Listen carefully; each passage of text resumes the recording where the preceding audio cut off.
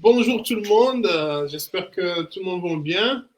On vous accueille aujourd'hui encore dans le cadre de nos activités d'atelier d'insertion et d'orientation avec un sujet qui est très intéressant, qui est la recherche d'emploi au-delà du Covid. Euh, cette, euh, cette conférence et cet échange va être animé par Madame Françoise Farage, présidente du groupe Salvia Développement. Et donc, sans plus attendre, je vais me présenter un petit peu l'association. Moi, je m'appelle Moussa Kébé. Je suis fondateur de Splash Guy Recrutement, qui est un cabinet de recrutement qui est basé à Évian-les-Bains, en France. Et dans le cadre de mes activités, je suis le président de l'association Atelier d'insertion et d'orientation. C'est une association qui est née en 2020, en plein Covid, qui a pour but de d'aider les jeunes Mauritaniens en fait à s'insérer, surtout les jeunes étudiants qui viennent de la Mauritanie, très loin du monde du travail. Ça, c'est quelque chose que c'est une réalité en Mauritanie. Le monde du travail est vraiment très, très loin des étudiants et des primos et des jeunes diplômés. Et donc, nous avons pensé avec des jeunes Mauritaniens sur le fait que ce serait très intéressant que des jeunes Mauritaniens qui sont étudiants à l'étranger, de créer cette structure pour pouvoir orienter nos frères et sœurs mauritaniens qui sont très, très, très loin du monde du travail. Donc, à s'insérer sur leur premier travail étudiant, leur premier poste en tant que jeune diplômé et toutes les démarches qui sont liées au fait d'acquérir et d'être inscrit à l'université. Donc, voilà un petit peu le but de cette activité, de cette association. Et puis, on essaie de faire des ateliers qui sont intéressants, comme aujourd'hui, on reçoit Madame Françoise Farage, qui est la présidente du groupe Salvia Développement, qui va échanger avec nous pendant une dizaine, disons 40-50 minutes sur les méthodologies à mettre en place ou bien les astuces à avoir pour notre recherche d'emploi au-delà du Covid. Donc, sans plus attendre, je laisse la parole à Madame Farage. Eh bien, bonjour à tous, à toutes et à tous, parce que j'espère qu'il y a aussi des femmes dans l'assistance. Je suis ravie d'être avec vous encore ce soir et je vais essayer. Ce que j'aimerais, c'est que ce soit très interactif et qu'on puisse avoir un échange ensemble. Il y a le chat sur lequel vous pouvez aussi vous exprimer. Parce que voilà, je pense que ça peut être plus vivant plutôt que moi je vous parle pendant 30 minutes sans interruption. Ça sera sûrement un peu plus agréable pour vous.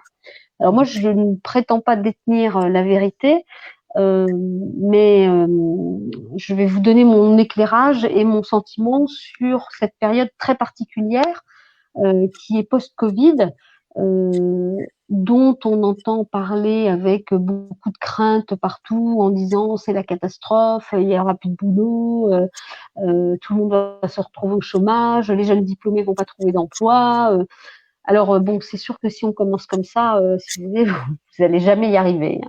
Clairement, l'image, enfin, il faut que vous ayez. Je reviens sur ce que j'ai dit et ne croyez pas que je radote.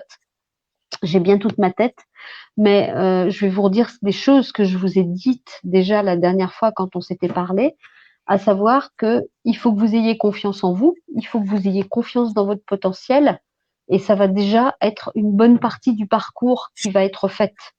La différence, elle va se jouer sur la personnalité. Je pense que Moussa, qui est dans le recrutement, pourra aussi éclairer de son œil professionnel ce sujet-là. Mais c'est clair que vous, en tant que candidat, il faut que vous ayez confiance en vous. Je crois qu'il y a beaucoup d'étudiants qui sont dans les domaines technologiques, dans les domaines de l'informatique. Et croyez-moi, les boîtes d'informatique, elles vont continuer de recruter.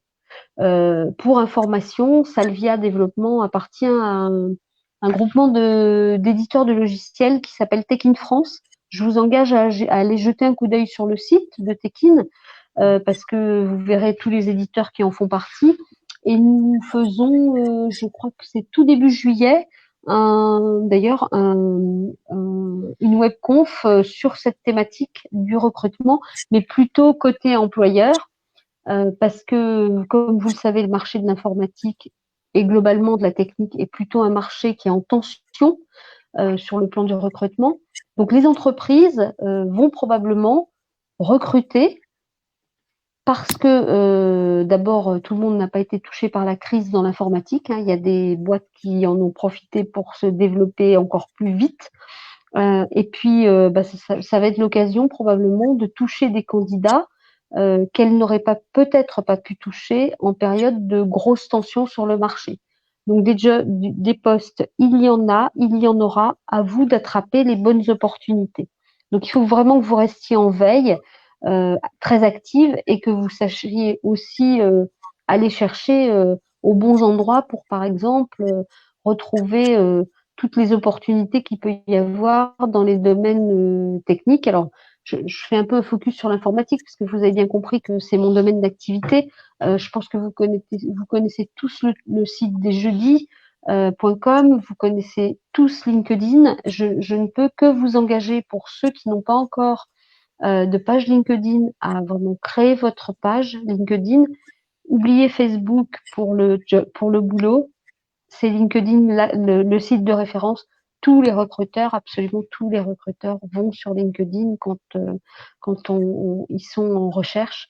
Alors, il y a un site qui a aussi beaucoup le vent en poupe, hein, c'est Glassdoor, je sais pas si vous le connaissez. Glassdoor, c'est un site en fait qui fait noter les entreprises par les anciens collaborateurs ou par les collaborateurs de l'entreprise. Parce que trouver un job, c'est bien, mais il faut pas trouver un job n'importe où. Et dans votre recherche d'emploi, il faut éviter de papillonner, c'est-à-dire faut pas non plus se tromper d'entreprise, parce que sur un CV, ça peut faire désordre si vous changez trop souvent d'entreprise, notamment au début de votre carrière. Alors cette période post-Covid, elle est particulière parce qu'on a été confinés pendant des semaines. Beaucoup de choses se disent encore une fois, mais je pense que on est dans un monde qui est nouveau, on ne sait pas vraiment ce qui va se passer. Il est clair qu'il va y avoir d'énormes bouleversements sur le marché du travail, dans la manière de travailler aussi. Et ça peut être des opportunités complémentaires pour vous. Je vais vous expliquer pourquoi. Je vais rebondir pour vous parler de Salvia. Donc Salvia s'est mis en télétravail depuis le 16 mars. Et au départ, on avait décidé de rester en télétravail jusqu'au 15 juin. Et puis, on a fait une enquête auprès de l'ensemble de nos collaborateurs. Donc, une enquête anonyme. 87% des personnes, donc cette enquête, on l'a faite fin avril. Et 87% de nos 170 salariés nous ont dit on veut rester en télétravail, y compris les. J'étais très surprise parce que moi je pensais que nos équipes qui sont en région, pas en région parisienne, mais en province, diraient non, non, nous on veut retourner au boulot, c'est plus cool. Mais avec les mesures sanitaires qui sont imposées aux entreprises françaises, en fait, les gens ils n'ont pas du tout envie de se retrouver dans un bureau où il n'y aura pas de cafétéria, où il n'y aura pas le café, où il n'y aura pas, pour ce qui nous concerne, parce qu'on a un baby-foot dans les locaux, possibilité de faire des parties de baby-foot. Il n'y aura pas accès à rien du tout de ce qui fait la convivialité de nos locaux. Donc après cette enquête, on a fait corroborer par un vote en réunion de chacune des équipes le fait que nous restions en télétravail jusqu'à la rentrée scolaire de septembre. Alors pourquoi c'est une opportunité pour vous? Parce que pour peu que vous ayez une connexion Internet qui tienne la route, ça veut dire que vous pouvez passer des entretiens, évidemment, continuer de passer des entretiens à distance au travers de Zoom, de Teams, de n'importe quel outil numérique qui existe, que vous pouvez après-demain travailler à distance. Je ne connais pas l'état des outils en Mauritanie, évidemment, je connais pas l'état du réseau, l'état de l'internet. Est-ce que finalement c'est aussi puissant que ce qu'on peut avoir en Europe? Mais À partir du moment où vous avez une bonne connexion à Internet, que vous soyez à Évian, qui est une très belle ville, à Paris ou à Dunkerque, vous pouvez bosser pour une boîte qui se trouve n'importe où. Et ce qui est intéressant, c'est que cette crise du Covid, en France, a révolutionné les mentalités. Le télétravail n'était pas encore assez développé avant la crise.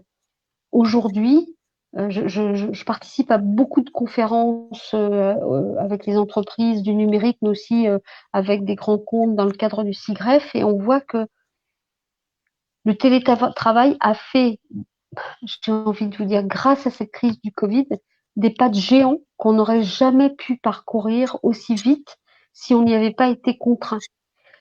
Et aujourd'hui, des entreprises qui étaient un peu réticentes à une mise en place d'une charte de télétravail, d'une organisation mélangeant par exemple à 50-50 télétravail et présentiel, revoient complètement leur copie. Donc tout ça, c'est des opportunités pour vous, parce que quel que soit l'endroit où vous êtes, à partir du moment où vous avez vos compétences, eh bien, ça veut dire que vous êtes un candidat potentiel qui a autant de chances que quelqu'un qui est juste à côté.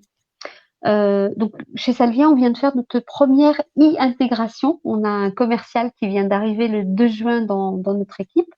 Et donc, on apprend aussi un peu en marchant. C'est-à-dire qu'Alban, ben, on l'a embauché, on devait l'embaucher à l'origine, il devait commencer chez nous début avril. Et puis, ben, vu la crise, on a fait un deal avec lui. On lui a dit, on revient pas sur notre parole de vous embaucher, mais on peut pas vous embaucher alors que la société est quasiment à l'arrêt. Donc, on a pris, c'était une mesure de confiance commune, puisqu'il a accepté qu'on diffère son recrutement. C'était quelqu'un qui était en poste, hein, donc il avait lâché un job pour venir chez nous, et il a accepté qu'on diffère de 2 mois son entrée chez nous. Mais on l'a faite là, donc début juin, mais on l'a faite en e-intégration. Il est venu au bureau chercher son ordinateur et son manager, le coach à distance, ses collègues des services qui doivent lui apprendre l'usage de nos outils pour qu'ensuite il soit capable de les montrer à nos clients dans le cadre de présentation où ils font le coaching à distance. Donc c'est tout à fait possible. Et ça, c'est quelque chose que vous devez utiliser dans votre argumentaire dans le cadre du recrutement, parce que, encore une fois, si vous avez la chance d'être dans des domaines de technologie, vous avez les opportunités d'hier, elles sont encore là aujourd'hui. On voit bien que cette crise a mis en avant tous les apports que le numérique pouvait avoir, quel que soit le domaine de l'activité. Donc vous devez vraiment le vivre comme une opportunité. Je vous dirais peut-être pas la même chose si vous étiez sur sur d'autres secteurs, parce que voilà, il y a des secteurs qui sont plus sinistrés. Alors ouais, je sais pas, il y a quelqu'un qui dit qu'il y a un écho. Je ne sais pas ce que c'est. Moi, je j'entends pas d'écho, mais je sais pas, Moussa, si vous pouvez faire quelque chose. Euh, Il y a un petit écho, c'est vrai, mais ça semble clair quand même dans l'ensemble. Je vais essayer de bon, voir ce que je peux faire, mais bon, je peux continuer. Bon, alors oui, donc ouais, j'entends que le support est pas terrible en Mauritanie. Ben, peut-être qu'il y a du lobbying à faire auprès de le support Internet est un peu lent. Il y a peut-être du lobbying à faire auprès des dirigeants de la Mauritanie pour ouvrir le champ des possibles de ce côté-là. Mais en tous les cas, si vous êtes en France, que vous avez fait une partie de vos études sur le territoire, les opportunités sont là. Et pour les gens qui ont des cursus techniques, les opportunités n'ont pas disparu. Les entreprises vont continuer de recruter. Alors, on a eu, bah, comme tout le monde, un creux, hein, la deuxième quinzaine de mars, juste après le confinement. Il a évidemment fallu que nos clients s'organisent. Donc, au niveau de Salvia, par exemple, nos consultants ne pouvaient plus réaliser aucune formation à distance, enfin aucune formation sur site, et les clients refusaient les prestations à distance. Et puis, avec le temps qui a passé, bah, finalement, en rappelant les clients, ils ont aussi réfléchi qu'ils pouvaient pas indéfiniment différer. Et donc maintenant, on revient à un niveau d'activité normal depuis début juin, après être passé par une montée en charge progressive et par des clients qui se disent, bah, ce que je vous disais précédemment, c'est-à-dire, on peut pas s'arrêter, on peut pas, on va laisser des gens en télétravail parce que certains ont des problématiques de garde d'enfants, de, d'école qui ne prend pas tous les enfants, etc. Mais, les opportunités, elles existent. Il faut juste savoir tirer profit euh, de ce qui se passe. Alors, est-ce que ça vaut le coup de travailler dans une petite entreprise? Euh, Alors, tout dépend de, vous savez, je pense que la santé des entreprises dépend grandement de la manière dont elles sont gérées. Je vais vous parler d'un secteur qui est en grande souffrance en ce moment, qui est le secteur de la restauration, d'hôtellerie-restauration, qui n'a rien à voir avec vous, évidemment. Aujourd'hui, les entreprises de la restauration sont en énorme difficulté parce que ce sont des entreprises qui travaillent avec une trésorerie extrêmement tendue et donc pour elles, c'est compliqué. Dans le numérique, on a quand même généralement, même si on est une petite entreprise, un matelas qui s'appelle le chiffre d'affaires récurrent. Alors je ne parle pas des entreprises de services, hein, des ESN, ex-SS2I, qui travaillent beaucoup et beaucoup avec des missions, hein, avec du personnel, mais les éditeurs de logiciels ont ce site particulier qu'ils engrangent en début d'année du chiffre d'affaires qui est lié au contrat d'assistance annuel, qui leur fait un matelas de trésorerie. Et bah, alors en période de crise, bah, il faut faire attention, mais ce matelas, il est quand même très utile. Donc, il n'y a pas de règle en la matière. Ce qu'il faut regarder, c'est si l'entreprise est en bonne santé, et ça se voit. Hein, il y a des tas d'outils qui existent, ne serait-ce que société.com ou Infogreffe, qui, si les comptes sont déposés, vous permettent de voir si l'entreprise va plutôt bien. Je vous parlais de Glassdoor tout à l'heure. Glassdoor, c'est un site où vous pouvez retrouver donc ce que pensent les employés de cette entreprise ou anciens employés de cette entreprise de la société. Donc, c'est aussi un bon signal. Et puis après, j'ai envie de vous dire que comme on est dans une situation très inédite, on ne sait pas ce qui va se passer.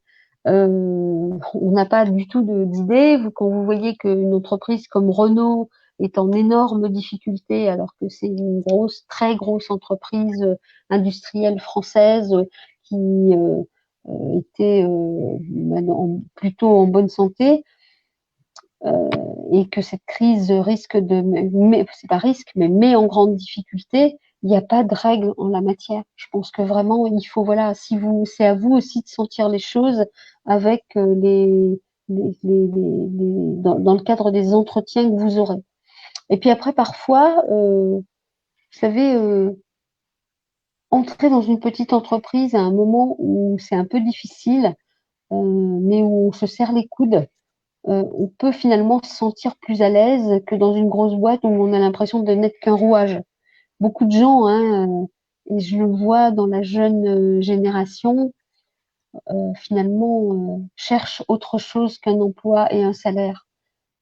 Et ça, pour moi, je trouve ça super rafraîchissant et super bien pour l'avenir, plein de plein de promesses pour l'avenir. Je crois que dans les dans les jeunes que je rencontre au travers d'un site qui s'appelle My Job Glasses, qui vous permet de rencontrer des personnes en one-to-one qui vont pouvoir vous parler de leur métier. Si vous êtes étudiant, et ben ce que je vois quand je discute avec des jeunes qui veulent devenir chefs d'entreprise, c'est que oui, ils cherchent autre chose. Ils cherchent autre chose que le confort matériel et que le salaire. Je ne dis pas qu'il faut sacrifier le montant de son salaire. Je dis simplement qu'il faut veiller à l'éthique de l'entreprise et que l'entreprise ne va pas utiliser les salariés comme la variable d'ajustement. Ce que je veux dire par là, c'est que une grande entreprise pourra facilement prendre la décision de licencier dès qu'il y a des problèmes, parce que elle est cotée en bourse et que c'est le cours de la bourse qui va primer sur l'humain, sur la relation. Une petite entreprise familiale va certainement réagir différemment, c'est-à-dire que elle va se dire que ok, mais reconstituer de la compétence, ça coûte très cher et c'est compliqué de recruter quand je suis une PME parce que je suis moins connue, que je n'ai pas la carte de visite très bling bling d'un grand groupe.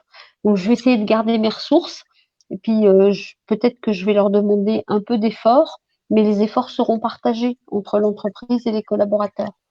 Donc voilà, je pense que ça peut valoir le coup de travailler dans une petite entreprise, d'y prendre sa chance, voire d'y devenir associé, parce qu'il y a différentes formes de rétribution. Hein. Il y a le salaire, mais il y a aussi le fait de pouvoir peut-être accéder à l'actionnariat pour y construire une carrière sur du plus moyen terme. Donc je me suis un petit peu, je regarde les questions en même temps. J'espère que j'ai répondu à votre question sur est-ce que ça vaut le coup. Clairement, je vous dis la réponse. Pour moi, c'est oui. Ça n'est que ma perception. Hein. C'est-à-dire que vous prenez, vous prenez pas ça pour argent comptant. Vous pouvez ne pas être d'accord. En tous les cas, je pense vraiment qu'il y a des très belles opportunités dans les petites entreprises, petites et moyennes entreprises, et que la relation n'est pas la même dans une entreprise à taille humaine que dans un groupe de plusieurs milliers de personnes où finalement les gens sont un peu plus des rouages dans un énorme engrenage euh, et c'est peut-être un peu plus compliqué de garder une place forte à l'humain. J'avais une Donc pour en question. revenir au sujet, pardon, J'avais une question, Moussa. Madame Farah. Je rebondis un petit peu sur ce que vous avez dit au début, sur le fait que c'était une opportunité et qu'aujourd'hui, euh, de là où on se trouve dans le monde, si on a une bonne connexion, on peut travailler à distance, puisque aujourd'hui, la crise a révolutionné un petit peu la manière de travailler. Et est-ce que vous pensez qu'il y aura beaucoup de délocalisations qui vont se faire? Parce que je m'explique. Parce que je sais qu'il y a beaucoup de sociétés, parce que surtout dans le recrutement, qui font appel à des sourceurs qui sont par exemple en île Maurice, qui sont un petit peu en Madagascar pour sourcer pour eux parce qu'ils ont une bonne connexion Internet. Est-ce que vous pensez que c'est quelque chose qui peut peut-être se faire, par exemple en Mauritanie, pour prendre l'exemple de la Mauritanie, des sourceurs qui vont rester en Mauritanie et qui vont travailler pour des sociétés qui sont un peu partout dans le monde. Est-ce que vous pensez que ça va venir rapidement? Ah ben, je pense que ça viendra très certainement compléter les opportunités de sourcing. Alors visiblement, ce qui était dit dans le chat, c'est que c'est un peu lent la connexion Internet en Mauritanie. Donc, mais je pense que ça, c'est vraiment un enjeu pour le pays. Il y a des très bonnes écoles. Je le sais parce que on a des ingénieurs mauritaniens chez nous et je sais que le cursus et la qualité de l'enseignement est importante. Ce serait dommage que la Mauritanie profite pas de ces opportunités-là, euh, juste pour des problématiques techniques de qualité de connexion. Mais après, je pense qu'effectivement, ça existe déjà et ça ne fera que se renforcer à mon sens, puisque avec la place hyper importante que prend le numérique, on va être encore plus en déficit de ressources, puisque déjà, il n'y avait pas assez de ressources avant la crise.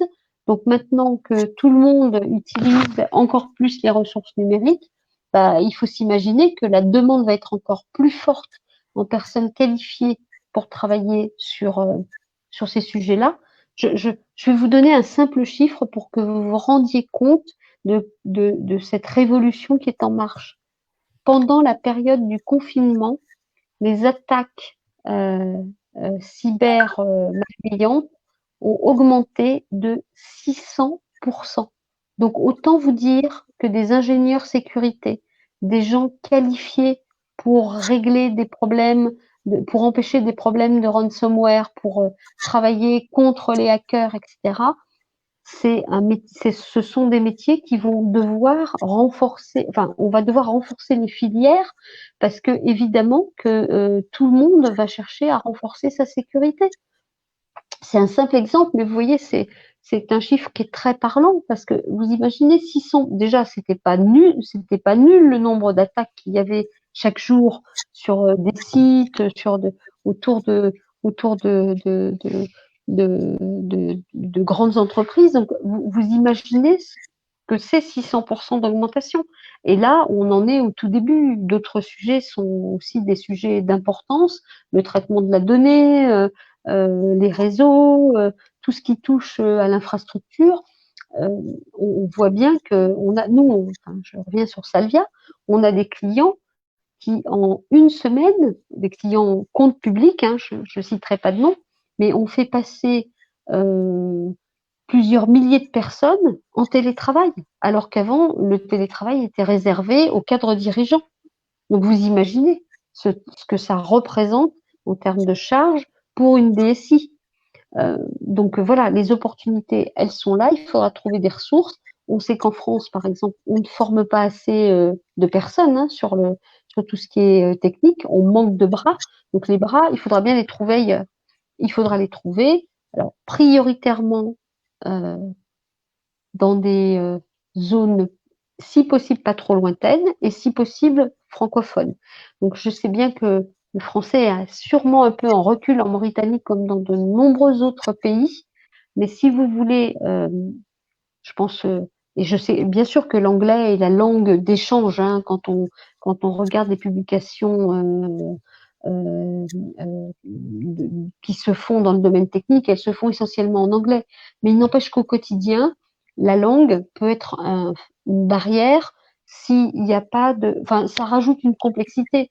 Combien de projets de développement offshore ont échoué en Inde juste parce que les gens ne parlaient pas un mot de français et que, comme les Français sont pas franchement les gens qui parlent le mieux anglais de la planète, vous imaginez le bazar que c'est entre d'un côté un patron produit en France qui, bon, l'anglais à peu près, et quelqu'un qui est au fin fond de l'Inde qui comprend pas un mot de français ou très peu. Donc je vous engage vraiment à garder vos compétences en français parce que si vous voulez travailler en collaboration avec des entreprises françaises, ce sera un plus pour vous.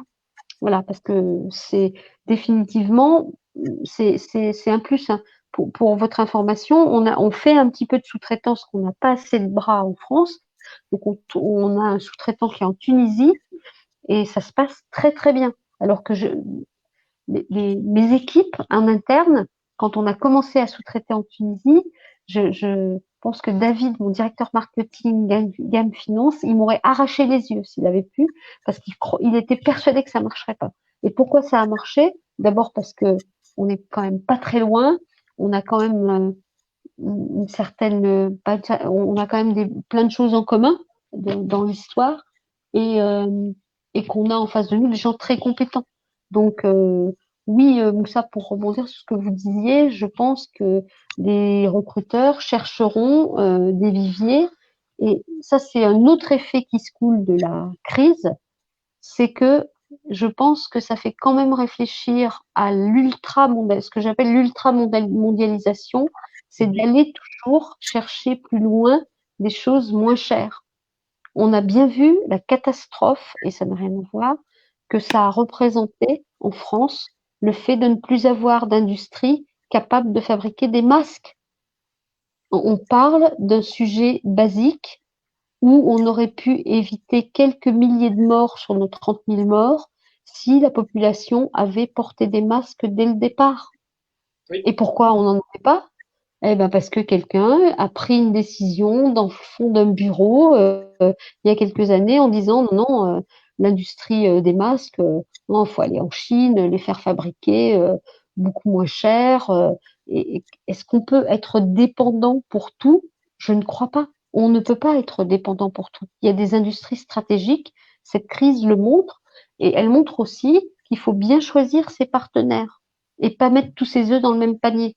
hein. Et il y a des liens historiques, vous le savez bien, entre la France et l'Afrique subsaharienne. Je suis extrêmement désolée de la place qu'on a laissée sur le terrain, faute d'implication de nos diplomates, des gens qui devaient travailler sur ces sujets-là. On s'est fait damer le pion sur plein de sujets.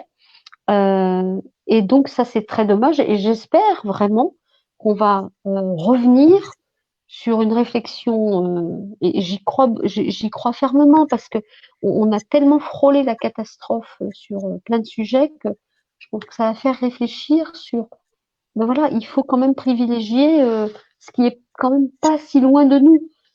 Parce que voilà, se déplacer en Tunisie, c'est juste 1 heure et demie d'avion. On parle la même langue parce que le français est encore enseigné. Il y a des facilités d'interaction. Il y a 1 heure de décalage horaire.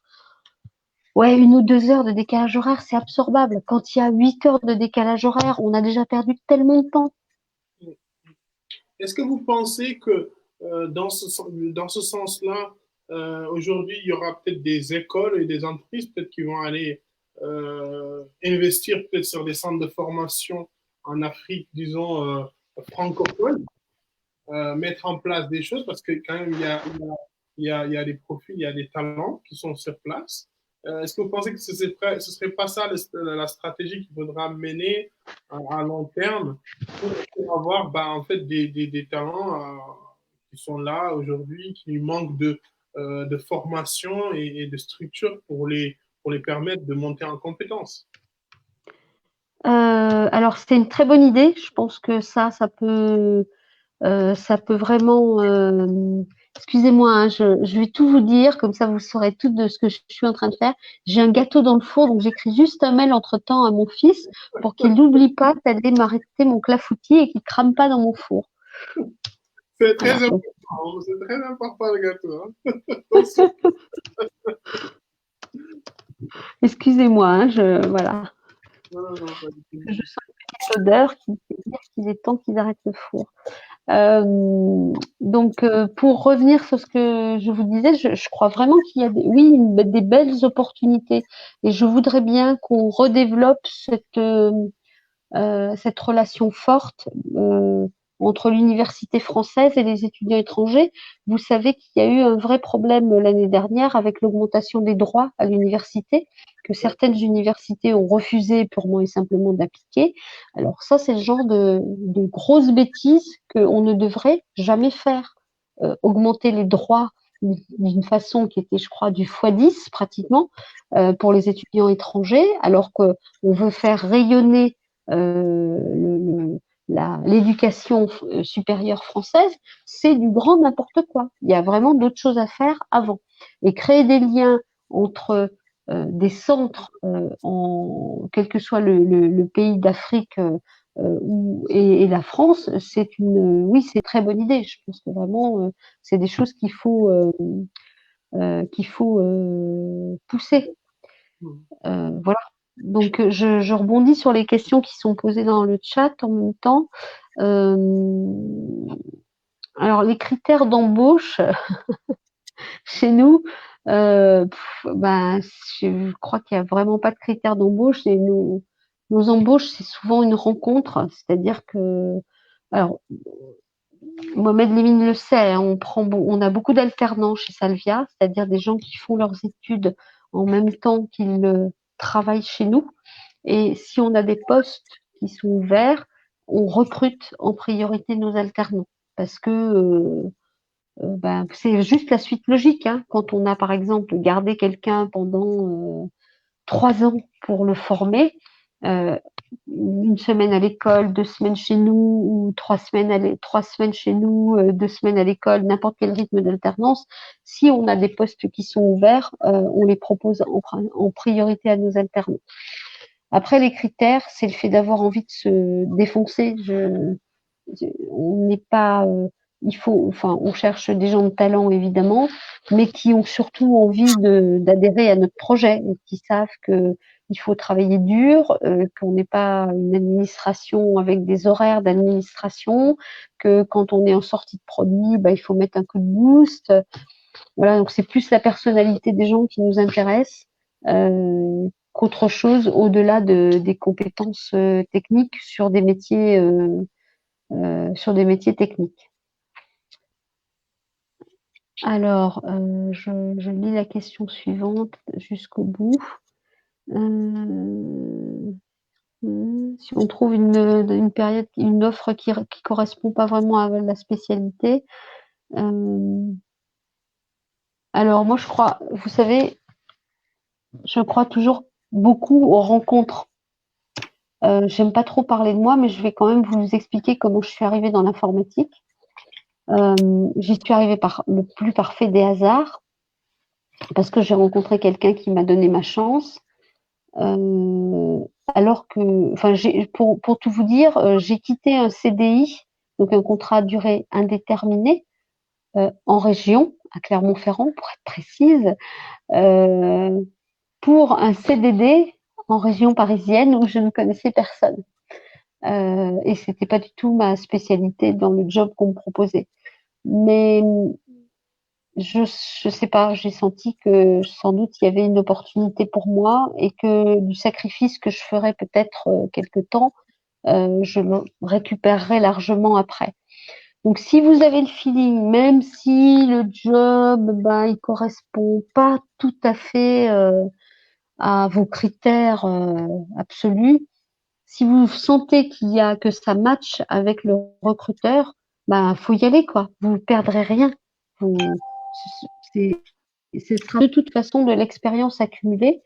Et quand on est jeune diplômé, je pense qu'il faut vraiment être ouvert d'esprit et penser que ce qui peut apparaître peut-être comme de façon partielle adaptée à ce qu'on cherchait, peut être pour demain une très belle opportunité, spécialement dans des PME, parce qu'une PME, enfin tous les chiffres le disent, qui crée le plus d'emplois, c'est pas les très grosses entreprises, c'est les PME, c'est les startups qui se développent.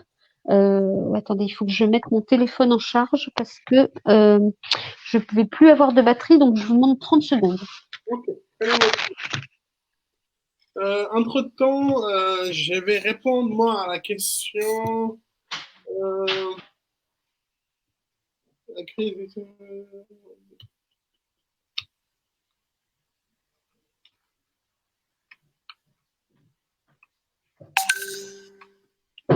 Pour les critères d'embauche, donc les sélections d'une part. Donc ça c'est pour Frenja. Okay. Donc pour l'équipe d'association d'insertion et d'orientation, voilà. Moi-même Moussa Kébé, je suis le président de l'association. Mohamed Gawad, il est le président. Mohamed Val, qui est étudiant en Tunisie, en cycle d'ingénieur, il est le responsable des relations extérieures. Il y a Yahyana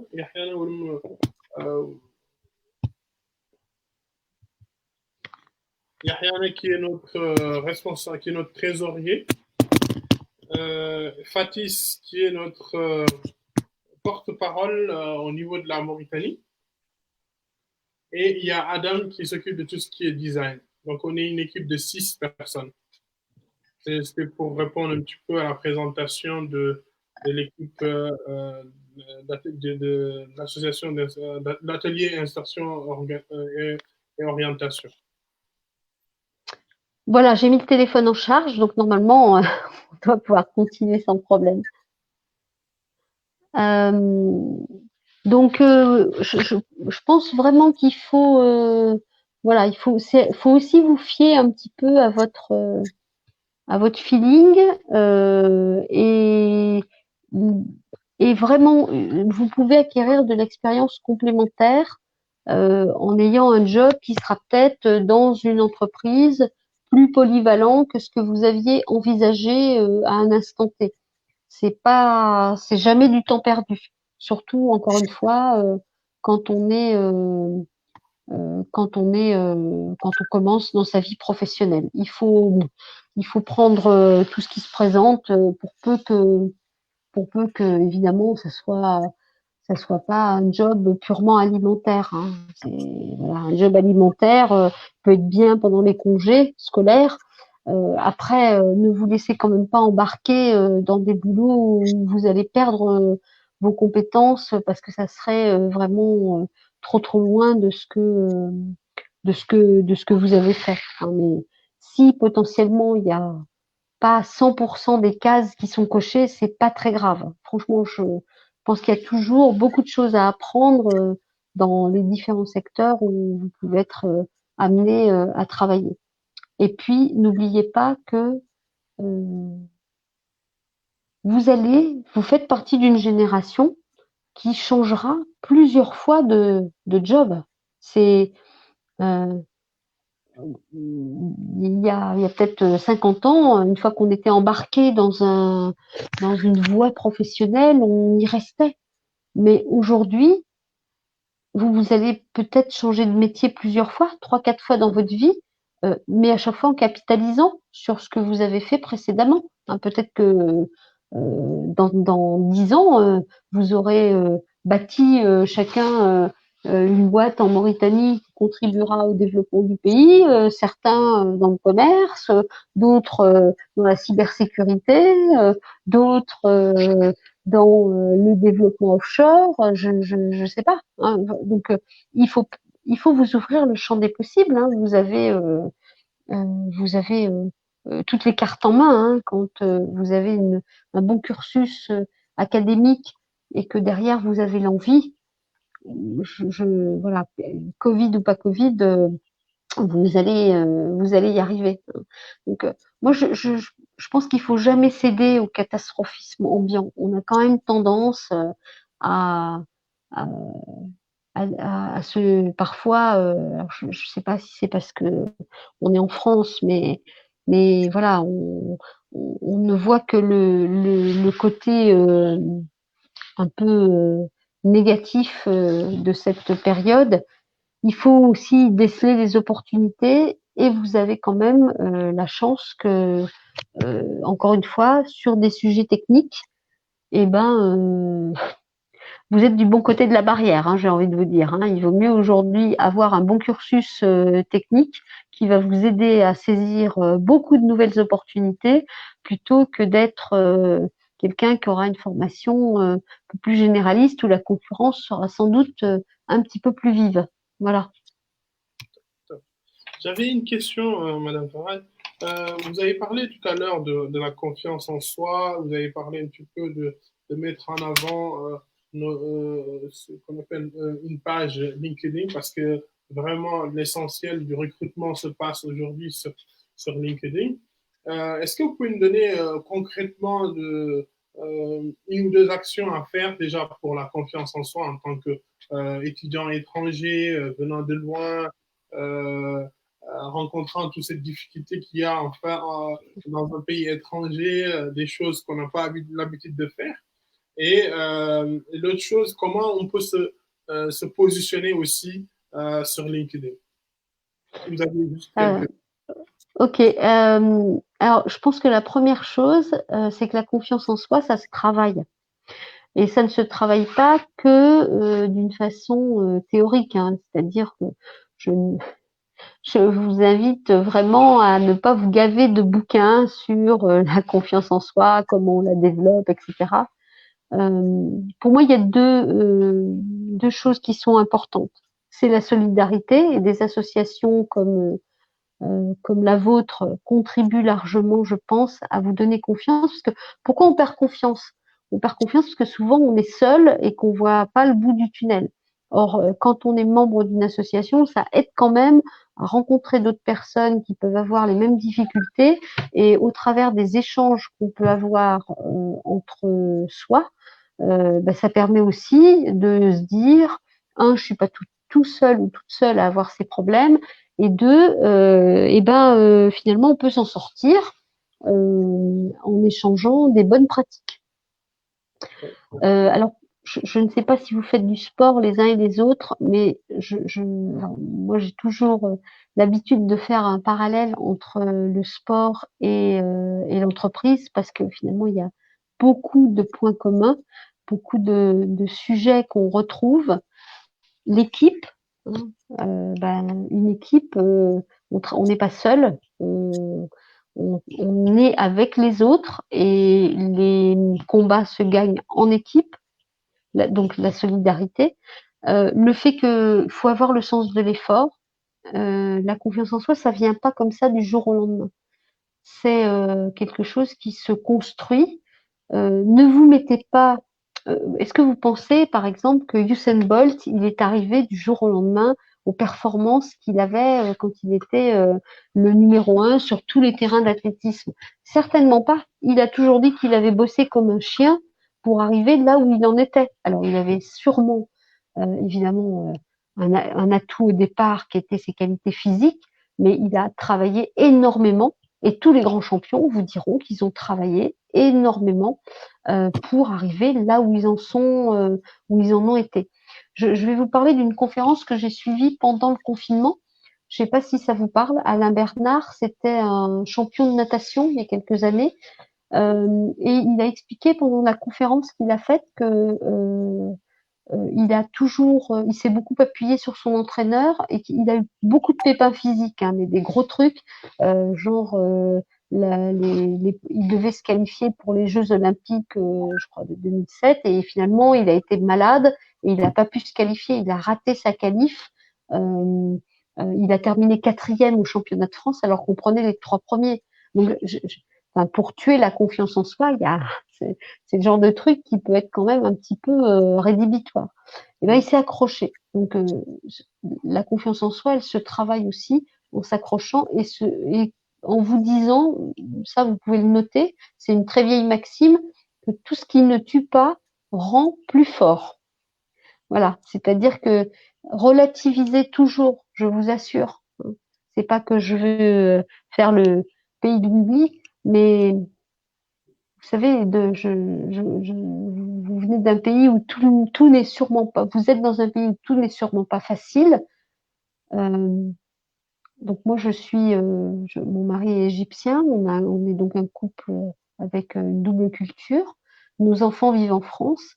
Et quand ils étaient plus petits, maintenant ils sont un peu plus grands, donc, mais quand ils étaient plus petits, on leur disait toujours, à Issa et à Amir, arrêtez de vous plaindre, hein, parce que vos cousins en Égypte, c'est autre chose, hein. C'est voilà, les conditions de vie, elles sont juste un tout petit peu plus compliquées. Donc, faut toujours se dire que voilà, on n'a pas tout, mais il y a sûrement des gens qui ont encore moins. Et donc, la confiance en soi, comme pour un sportif, elle se travaille. Donc, ne vous mettez pas un objectif de champion du monde si vous êtes en sport amateur.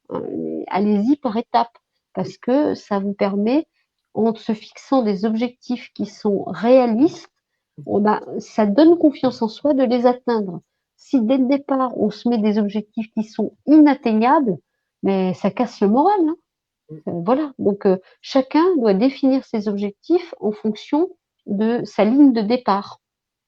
Et c'est sûr que quelqu'un qui a déjà un niveau bac plus 5, forcément, il va pouvoir faire plus vite quelque chose que quelqu'un qui démarre ses études d'informatique, par exemple, hein, qui a un bac plus 2. On ne va pas demander à un jeune programmeur le même résultat qu'à un programmeur qui a déjà 5 ou 10 ans d'expérience.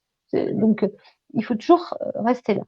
Alors, pour ce qui est de la page LinkedIn, euh, je vous dis de vous la créer parce que c'est par le biais des rebonds successifs, de connexion à des réseaux successifs de personnes avec lesquelles vous rentrerez en contact que vous allez vous-même pouvoir construire votre réseau. Et un réseau, ça sert aussi quand on cherche du boulot. C'est-à-dire que si vous êtes en contact avec une personne qui a dans son réseau, je sais pas, 100 personnes, c'est un peu le Covid, mais en mode vertueux, vous voyez, LinkedIn, pour faire une image un peu rigolote. Alors que vous savez bien que une des plaies de ce virus, c'est que au départ, quand les gens ne se protégeaient pas et ne faisaient pas les gestes barrières, une personne en contaminait 10. Bah, dans le réseau LinkedIn, quand vous avez une personne qui a 100 personnes dans son réseau, si vous vous mettez dans son réseau, vous allez potentiellement pouvoir atteindre les 100 personnes qu'elle a dans son réseau. Et là, pour le coup, c'est beaucoup mieux que le Covid. Hein. C'est beaucoup plus sympa. Non, mais tout ça pour vous dire que une des clés pour trouver facilement un job, c'est aussi de s'appuyer sur un réseau de connaissances. Parce que si moi, j'ai pas besoin d'un profil, par exemple, d'ingénieur réseau, peut-être que dans mon réseau, justement, il y a quelqu'un qui en cherche un et qui sera très content de le trouver. Donc, euh, mettez en avant sur LinkedIn tout ce qui est discriminant positif dans votre parcours. Euh, je vais vous donner un exemple. Beaucoup de gens mentent sur leurs compétences linguistiques sur leur CV. Alors le problème, c'est que quand on se fait piquer en entretien, quand on se fait pincer, c'est tout de suite dramatique parce que ça détruit la confiance du recruteur. On commence à vous dire, ah bah celui-là ou celle-là, s'il a commencé déjà à mentir sur son niveau d'anglais, sur quoi d'autre il m'a menti. Donc mais alors que vous avez par ailleurs d'autres atouts. Je pense que vous parlez écrivez tous parfaitement l'arabe. Ça, c'est des compétences discriminantes positives. C'est-à-dire que tout le monde n'a pas cette maîtrise. Faut le mettre et il faut pas justement faut vraiment pas le cacher. Au contraire, il faut le mettre en avant parce que c'est un plus. Parce qu'imaginez-vous que si la boîte où vous cherchez un boulot a des gros contrats, je sais pas, par exemple, avec les pays du Golfe, elle sera ravie de recruter quelqu'un qui est capable de parler avec ses clients. C'est ce genre de choses, il faut vraiment y penser. Je crois que je vous avais parlé la dernière fois hein, de l'association Nos quartiers ont des talents.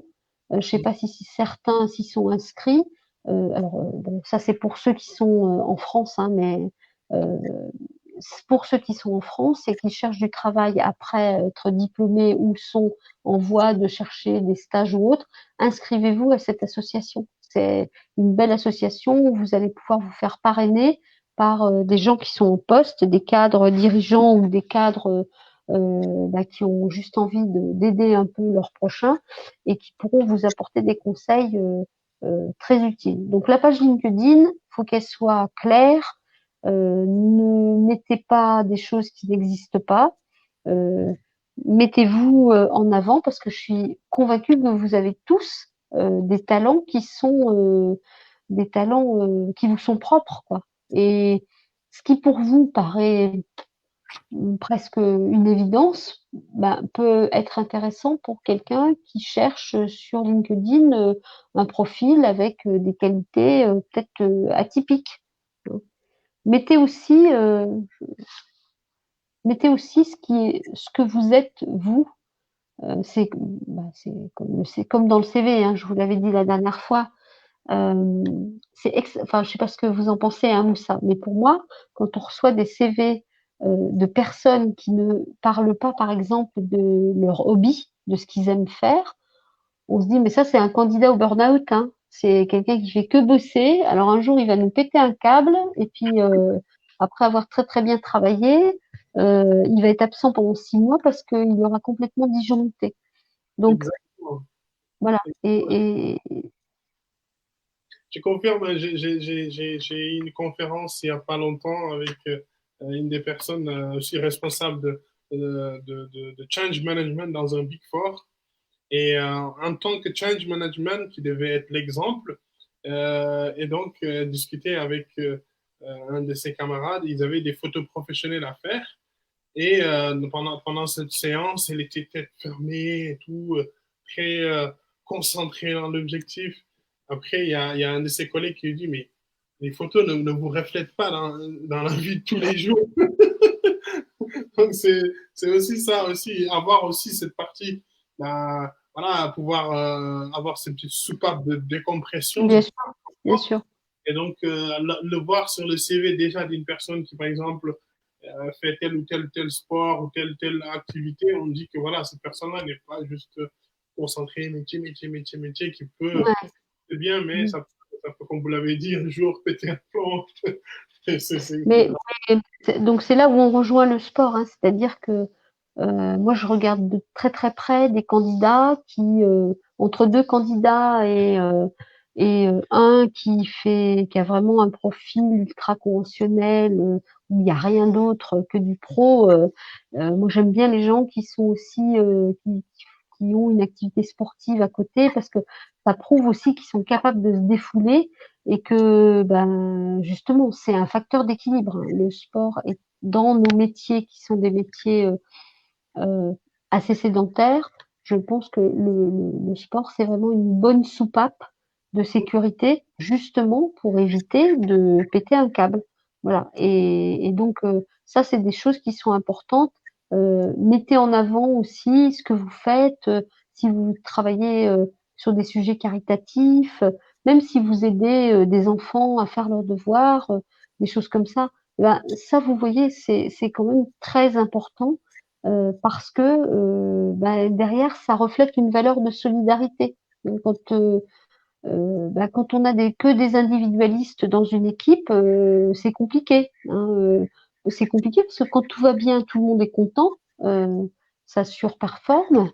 Mais qu'en période de crise, c'est beaucoup plus difficile. Alors que si les gens ont un comportement solidaire, ça veut dire qu'on laisse pas dans le fossé quelqu'un qui est tombé. Et on dit toujours, on va plus vite tout seul, mais on va plus loin ensemble.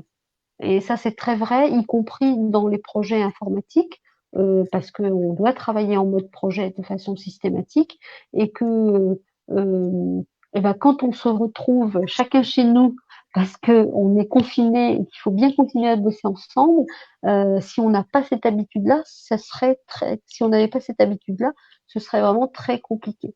Donc, c'est votre vitrine, hein, la page LinkedIn. C'est aussi l'endroit où vous allez pouvoir demander à rentrer en contact. Il faut que vous publiez aussi hein, sur votre page LinkedIn si vous avez la capacité à mettre des posts. Il faut que ça vive. Hein. C'est un peu comme un site internet. Je pense que si vous-même vous avez des sites favoris où vous allez, si vous voyez qu'il s'y passe rien, vous finirez par ne plus y aller. Bah, si votre page LinkedIn elle vit parce que vous y mettez euh, des articles qui vous partagez des articles qui vous ont intéressé, vous y mettez voilà, des communications qui peuvent intéresser les uns ou les autres, c'est aussi ça qui va faire que votre page elle sera très active hein, et donc elle sera vue beaucoup plus facilement. Top, top. Euh, oui, tac, j'avais- j'ai une question de Mohamed Lamine qui Ouais. demande si le marché du travail africain est promotionnel pour les jeunes diplômés. Alors là, j'ai un peu de mal à vous répondre parce que je connais pas bien le marché du travail euh, en Afrique. Je vais vous parler quand même si de la Tunisie parce que comme je vous ai dit, on a un sous-traitant en Tunisie et que une partie de l'équipe est basée en France. Euh, Ben, si le marché est tendu, par exemple, en Tunisie, sur les métiers techniques, hein, c'est-à-dire que la société en question qui se développe beaucoup euh, a régulièrement des périodes de difficultés de recrutement, un peu comme celles qu'on peut connaître nous, parce que justement les ingénieurs, comme on sait que les ingénieurs tunisiens sont bien formés, sont compétents, bah, ils sont recherchés sur le marché national, et ils sont recherchés aussi par rapport au sourcing qu'on évoquait tout à l'heure sur le marché international. Voilà, donc oui, je pense que, enfin, vous avez quelques locomotives hein, dans l'équipe en Afrique de l'Ouest hein, qui vont tirer forcément le la demande vers le haut, et donc tout dépend de je pense que tout dépend de votre spécialité. C'est-à-dire que, mais c'est un peu comme le marché en France. Hein, le bon exemple, c'est le marketing, hein. Dans le marketing, régulièrement, il y a des gens qui se retrouvent avec des difficultés pour trouver leur premier job parce que ce sont des filières qui sont très attractives pour les études, mais très saturées à la sortie. Donc c'est compliqué de. Et alors surtout que au lieu de former au marketing digital, on continue de former au marketing que je qualifierais classique. C'est très compliqué, par exemple, de trouver quelqu'un qui a des connaissances en marketing digital, qui connaît très bien les outils pour créer des sites internet, qui connaît très bien le référencement, qui connaît très bien, sans être data scientist, tout ce qui est travail sur la donnée. Euh, voilà, et donc il y a une inadéquation entre la formation des personnes et puis les postes qui sont ouverts sur le marché. Mais dans les domaines techniques, je pense que, y compris sur le continent africain, il y a des très belles opportunités et que l'Afrique doit saisir cette chance. Il y a des bonnes écoles, il y a des bonnes formations, et il faut que les pays prennent ce virage-là pour ne pas rater ces opportunités qu'il y a, mais y compris pour le pays lui-même. Et de toute façon, je pense qu'il y a plein de pays qui sont, par exemple, sur le plan du paiement par téléphone, en avance même par rapport à ce qui se fait en Europe, parce que on est passé du téléphone fixe qui n'était pas très développé à des téléphones portables et toutes les opportunités qu'ils offrent. Voilà. Donc oui, il y a des opportunités, mais encore une fois, il faut probablement arriver à les saisir et à se dire que à les provoquer aussi peut-être. Et juste pour rebondir sur ce que vous venez de dire, je pense que oui, il y a des opportunités. Moi, actuellement, avec mon activité de recrutement, je suis en contact avec mon premier client africain qui est situé au Mali, qui est un grand groupe hôtelier et qui me demande de chercher des profils dans l'IT, dans la sous-région. Et il cherche en particulier des personnes de la sous-région. Et à ma grande surprise, c'est vraiment extraordinaire. Des jeunes très, très, très, très qualifiés qui sont sur le continent, qui étaient peut-être à l'étranger, mais qui sont rentrés. Et oui, je pense que c'est le virage qui est en train de se faire. Mais comme vous l'avez dit, ils ont besoin d'aide et de support des autorités, je pense, pour que ça soit plus attractif, plus visible et plus conventionnel, en fait. Mais il y a de quoi faire, en fait, sur place. Ah, mais je pense il y a de quoi faire, mais euh, voilà, il faut vraiment que les, il faut pas que les cerveaux continuent de fuir et de devoir partir ailleurs pour trouver du boulot. Parce Oui, que la richesse d'un pays, c'est aussi ses cerveaux. On vit la même chose en France hein, avec les gens qui partent aux États-Unis pour des problématiques de salaire ou autres. C'est pas que réservé à l'Afrique, hein, cette fuite des cerveaux. Ça se passe aussi. Enfin, vous savez, les GAFAM pillent les écoles d'ingénieurs françaises de façon très régulière en offrant des salaires extravagants parce qu'ils savent très bien que les ingénieurs français sont super bien formés. Voilà. il y a peut-être une question pour vous, pour Monsieur Adama Ibn Hamidou, qui recherche une alternance et qui posait une question si chez Salvia, il y a une porte d'alternance en Master 1. Alors, Master 1, bah, en fait, je sais pas vous répondre. Envoyez-moi votre CV à mon adresse mail. Après, c'est pas moi qui regarde les CV techniques, hein, c'est notre CTO, notre directeur technique. Euh, il peut y avoir des opportunités, oui. Donc, mais je sais pas vous répondre sans avoir vu et transmis le CV à Jean-Philippe et à Liane. D'accord, ok. On s'approchera de Adama pour lui demander son CV et on essaiera de vous le transmettre. Euh, top. Je pense que là, on arrive limite à terme de ce live. Est-ce que vous aviez quelque chose à dire peut-être sur notre association ou peut-être qu'il faudrait que peut-être que je fasse une autre présentation de l'association? Aujourd'hui, l'association pour les personnes qui n'étaient pas présentes, l'association d'insertion, l'atelier d'insertion et d'orientation a pour objectif en fait et à destination exclusivement à la jeunesse, mais en particulier la jeunesse mauritanienne qui se retrouve à l'étranger, que ce soit à l'étranger ou que ce soit au pays, qui sont un petit peu loin du monde du travail. Et donc, on organise des ateliers telles des conférences comme qu'on vient de faire actuellement avec Madame Françoise Farage, qui est la présidente de Salvia Développement, pour donner en fait un petit peu de visibilité à cette jeune génération mauritanienne que c'est possible de faire les choses, que le monde du travail est ouvert, qu'il faut être audacieux, qu'il faut avoir confiance en soi, comme vient de le dire Madame Salvia, que les opportunités il y a, qu'il faut bouger, qu'il faut être solidaire. Et donc, dans ce sens-là, on va animer des ateliers CV, des ateliers lettres de motivation, des ateliers d'entrepreneuriat, tout ça pour ouvrir les champs d'opportunités à la jeunesse mauritanienne. Donc, l'association a été créée en 2020, en plein Covid. Je suis le président et Mohamed Lamine Gawad est le vice-président. Mohamed Val, qui est étudiant en cycle d'ingénierie en Tunisie, est le responsable des relations extérieures.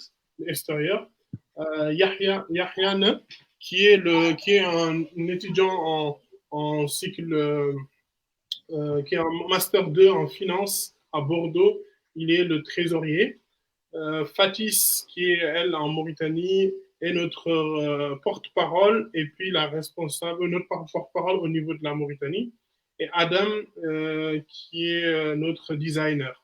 Donc, on est une équipe de 6. On essaye de, comme l'a bien dit Madame Farage, d'être solidaire, de se réunir autour de quelque chose qui est intéressant, qui est à l'avenir de la jeune génération mauritanienne et puis de la jeune génération africaine plus globalement, de leur montrer que les opportunités il y a et puis ensemble essayer de travailler pour aller de l'avant. Voilà un petit peu la présentation. Et donc je vous laisserai, Madame Farage, un petit mot sur l'association et puis un mot de fin et puis voilà, à votre convenance.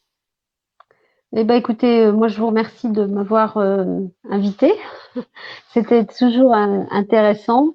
Le mot de la fin, c'est voilà, je rebondis sur ce que vous disiez, Moussa, ayez confiance en vous. Hein, c'est voilà, je pense que ça, c'est vraiment ce qu'il faut bien que vous gardiez en tête. Vous avez la chance de faire des études qui vous donnent une culture générale et des connaissances que vous allez pouvoir exploiter pour trouver du boulot.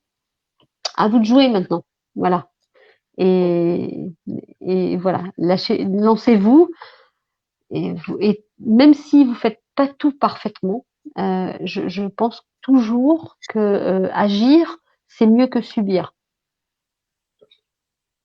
Merci beaucoup. Sur ces belles paroles, on dira merci pour votre présence et puis au plaisir de notre live et puis au plaisir de vous rencontrer. Et puis on Avec transmet plaisir, Moussa. le CV de notre jeune frère Adama Ibn Hamidou. Merci, Bon week-end à tous. merci à vous aussi. Au revoir. Merci, au revoir.